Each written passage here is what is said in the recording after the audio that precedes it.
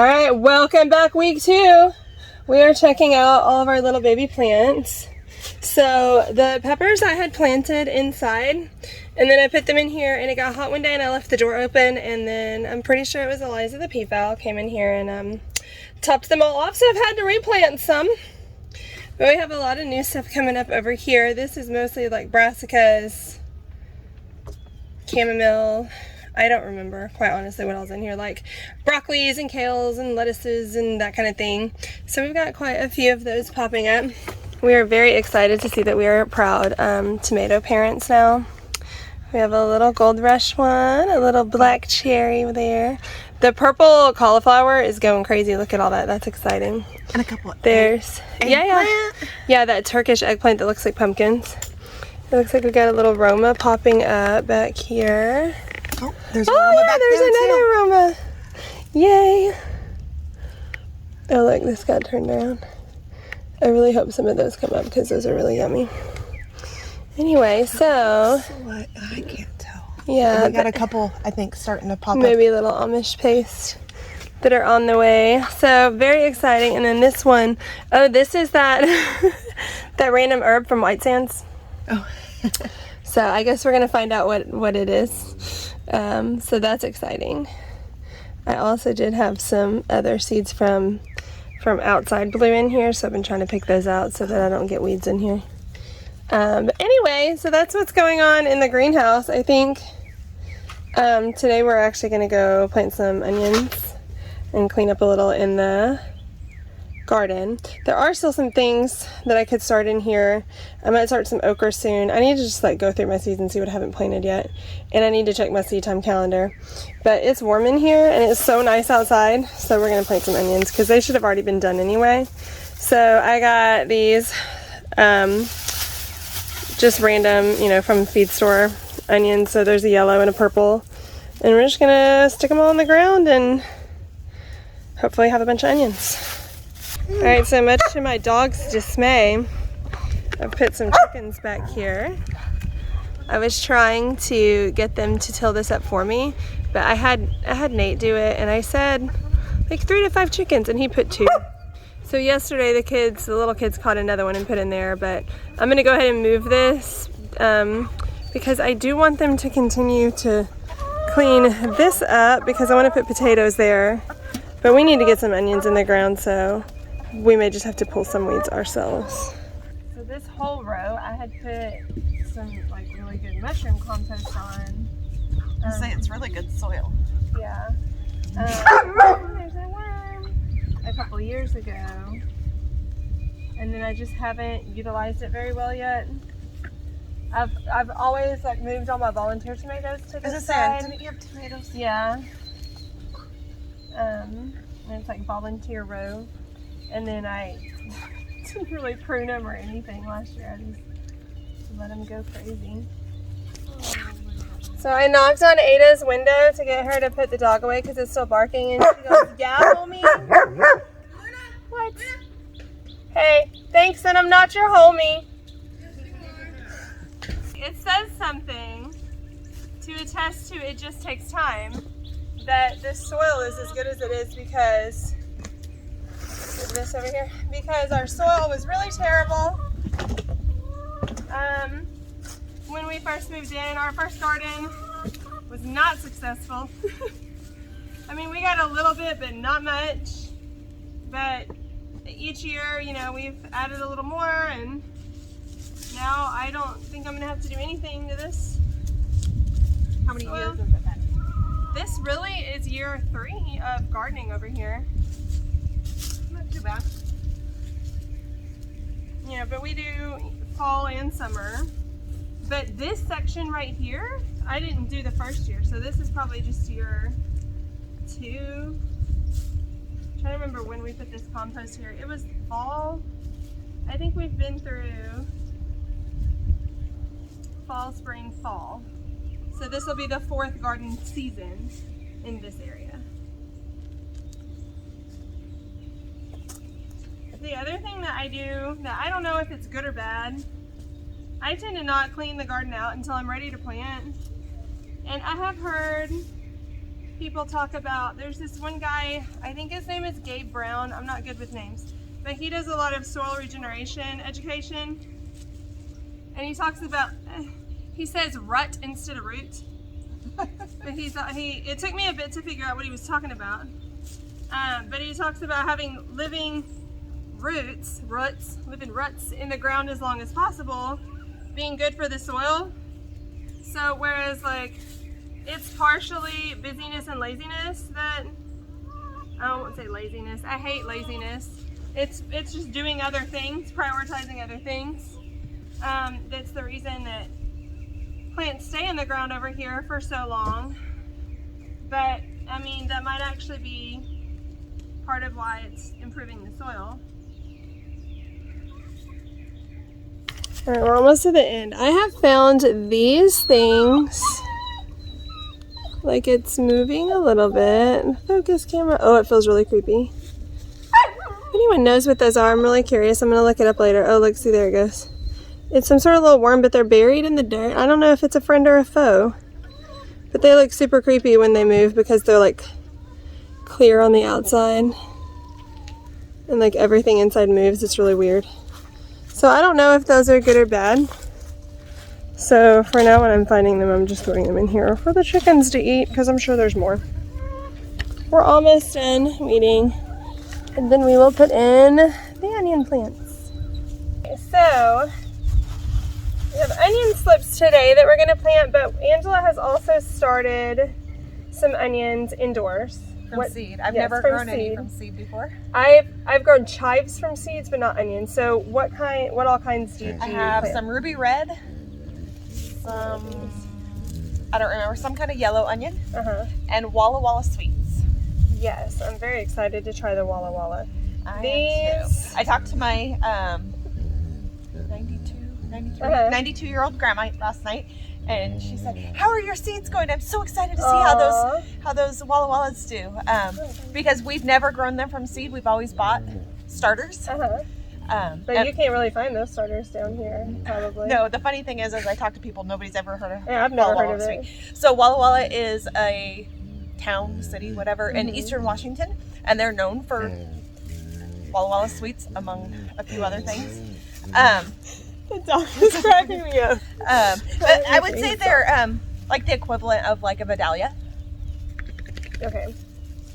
So these I just got from a feed store, and they're Bonnie, and they're super descriptive. Their variety is called onion plants. I saw that. I was like, super helpful. But these are like purple, so I really like purple onions, especially in like a chopped salad. And then these that are clearly different because they're more yellow are also the variety of onion plants. So are they yellow or white? I think they're probably yellow. They look yellow to me, just like the color of these. That's funny. They didn't have any signs or anything? No, this was it. And so, very helpful. So who knows what they are, but I mean, can you go wrong with an onion? Right. So it does have some helpful information on the back. How to grow. Plant 1 inch deep, spaced 4 inches apart. So these will say like in 12-foot rows. I generally always ignore that part because it really doesn't matter how you want to lay out your garden. If you want your rows to be 12 feet, fantastic. If you want your rows to be 8 feet, that's not going to make your onions not grow. So I just think that's kind of silly. That's maybe one of those like things for people who like really want all of the instructions and are afraid to like wing it sometimes. And I'm just not one of those people, I guess. But I mean, I've always grown them in like a 4x4 raised planter, and I just kind of space them out. It does. So the only thing I look at is spaced 4 inches apart. So I just like space them 4 inches this way, 4 inches this way, 4 inches this way, 4 inches this way, and put them however wide I want. Now you do have to think about like, we have a fence here, so I'm not going to be able to pick from that side. So I wouldn't want to plant them like all the way out to where I'm sitting because I wouldn't be able to reach them without walking in the bed, which is fine if you want to do that. I just don't. So I tend to make my like rows of where I'm planting 3 to 4 feet wide just because it makes it easier. 4 feet if I can get to it from both sides, 3 if I can't, like in this situation. This is probably 3 feet is probably what I measured here. So this is actually, I don't know if you can see that right here. This is one of my lemongrass plants. I grow a lot of lemongrass for tea, and that will come back. I know it looks dead right now, but it's not. At least I hope not. I did lose some during the snowpocalypse a couple of years ago, but for the most part, they come back every year. So I'm really going to probably start planting these like about right here. And then, you know, we just kind of estimate 4 inches and we'll stick them in the ground and they'll grow and be good, hopefully. All right, do you want to do the white ones first? Sure. Since they're like coming undone. There were like maybe 4 of these left. And this was the only one that was actually like all together. They were all like falling out. So that was kind of interesting. Let's put them there and have at it. It's funny, you see this little bunch and you don't think it's that many. Oh, it's so many. But when you start taking them apart, it's like, oh my goodness, that is like a lot of onions. Does it say on there? Sometimes, like seeds, you know, it'll say like at least 2,000 seeds or 5 seeds, depending on what you're getting. It's funny because the kids got me coffee seeds and it came with exactly 5 seeds. Oh. And then I had like some red clover seeds that were in a package the same size from the same company. No, I guess it wasn't the same company. I think the clover came from somewhere else, but same size, and it was like at least 2,000 seeds. It's just funny, like depending on the plant, because like unless you're going to be a coffee roaster, you don't need 2,000 coffee seeds. Yeah. That would. I do kind of wish there were more than 5 though, because what if I fail all of them? We'll see. Well, then you buy more and try again. Right. And really, the spacing is so that they have room to grow, number 1. If you put them too close together, they won't get as big. And then number 2, just for nutrients.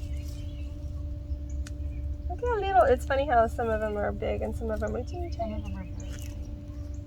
Once we get them in, I'll probably just like rake up some leaves and bring over here to use as mulch. I use a variety of things from mulch. Like my garden isn't one where it's like all pretty the same thing. I'll use leaves, I'll use straw.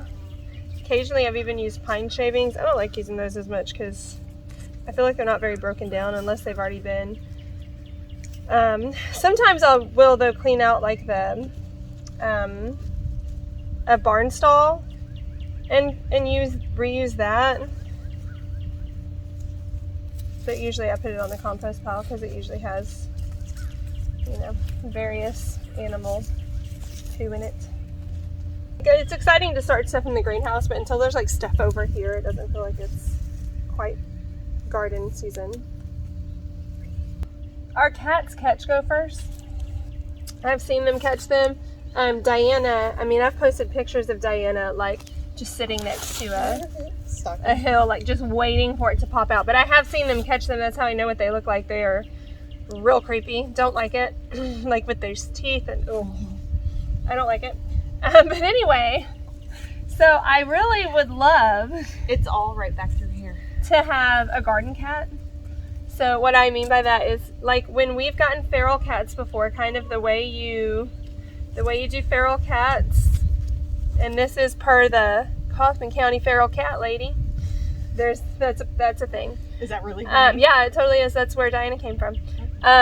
You leave them in a crate where you want their like home base to be for like a certain amount of time, and then you open the crate but still leave like their food and stuff in there, and then you eventually just remove the crate.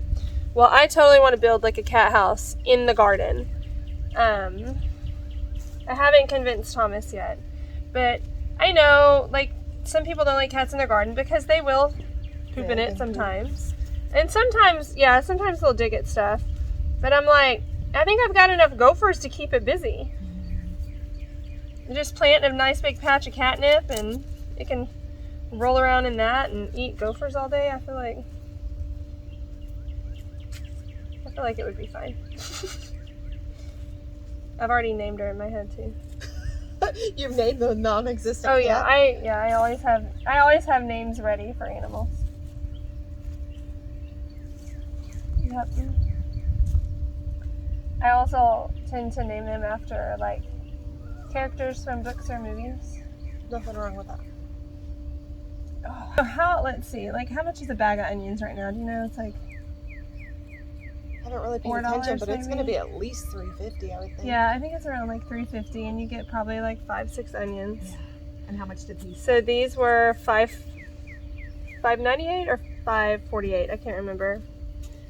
And like this is literally like each row is more than a bag of onions already. So it's like 1, 2, 3, 4, 5, 6 probably at least 8 bags of onion, and we're not even done.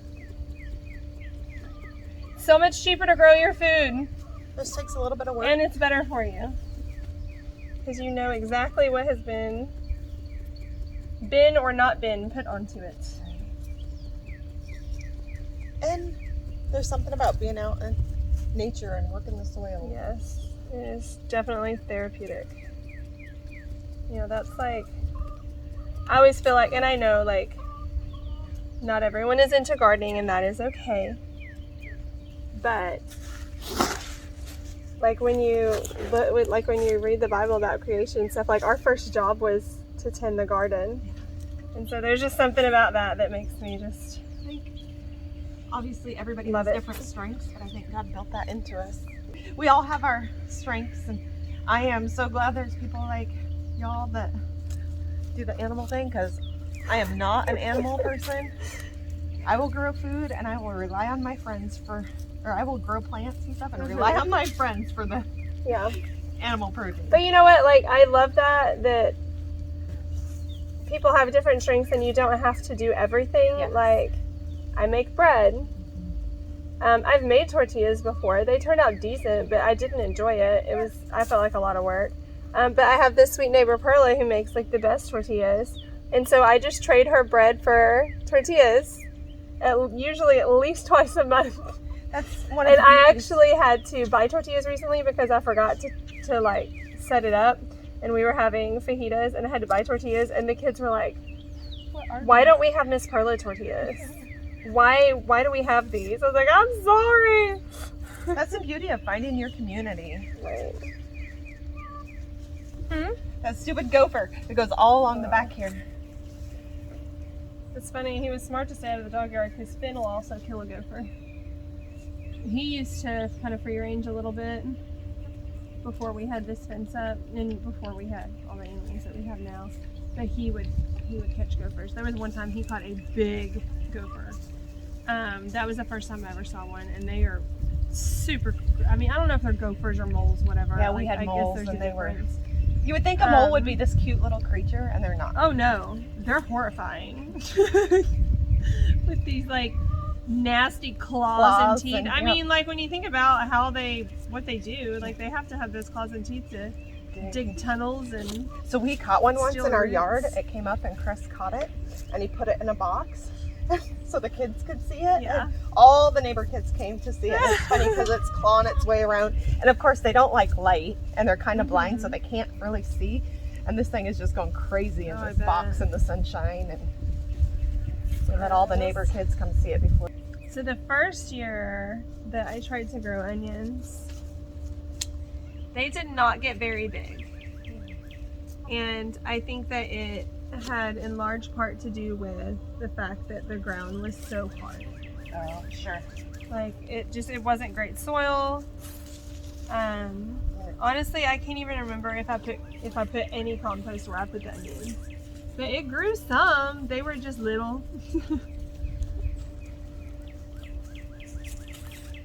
I love to take onions, especially the extras, and chop them up and put them in the freezer. Oh yeah, I like to put onions in the freezer too. Easy to pull out for. And bell peppers too. I would do that with zucchini too. Oh yeah. Grate it up and.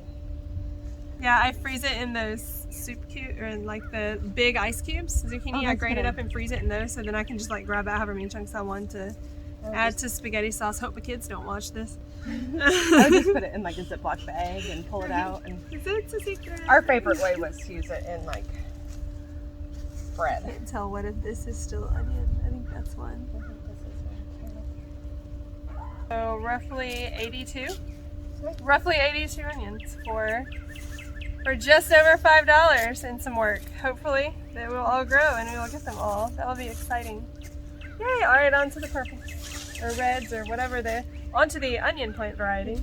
It was different than our other onion plants. So I think there were less of those because they were bigger. Yeah. But really, like in cooking, I use yellow onions more than I use these. I don't know For why. cooking, I do. But yeah, the reds like I use for like salads or. I like them on pizza. Yeah. Like there's certain Pasta things that I like. salads and. Yeah. I feel like they're used more fresh. Yes. I mean, they're great with like Yeah. mozzarella and tomatoes and different things of that sort. Yes. Oh my gosh. When the tomatoes are growing and we have onions, I'll make some mozzarella and we can make like a little caprese salad. Oh, and we'll have salad too. Oh, that'll be so exciting. It's good eating in the summertime. There's nothing like fresh food. It's so good. I love like just does not compare. During garden season, like having people over and like the whole meal being stuff we grew here. Like the meat too, you know? So it's always exciting to be able to do. And then we had some friends in one time from Virginia, and I went out to Farm Stower. Oh, I went out to Farm Stower and got their goat cheese. Because what's really good is to take sourdough and slice it and put goat cheese on it, and then put like cut up tomato and basil from the garden on it and roast it in the oven. It's so good. But I'm so sad that Farm Store closed. No more delicious goat cheese. I'll have to make it myself. See, that was one thing I had. We have goats, but I've never made goat cheese because we make goat milk soap. So I just was getting goat cheese from a local dairy. And it was really good, and it closed, and I'm sad. We got all our onions in. Very exciting. So I'll just kind of show you the rest of the garden. So we have cleaned out. This section was like popcorn that was not successful, but snacking tomatoes that were successful. So we'll do like snacker tomatoes and probably maybe like some lettuces or carrots, something like that in here. And then over here where all these tomato cages are, I had peppers. So we will plant more peppers there. We were able to pull it out and leave the cages, so that was convenient. As you can see, we still have 1, 2, 3, 4 rows that we have not cleaned out. But that won't take us very long. Yeah, it won't. So we'll get that done. Here's the little worm bin that we have plans to expand the worm farm for sure. So then we've got stuff we got to clear off here. Over here, the garden's pretty big. This is cleared out already. So we do still have some things growing that survived all winter. This thyme plant's going crazy. And then that is oregano. And I think last time I checked, this rosemary still had some life. Like there were like some little bitty buds. Oh, I hope they're still there. Hopefully this rosemary is still alive. If not, we'll plant more.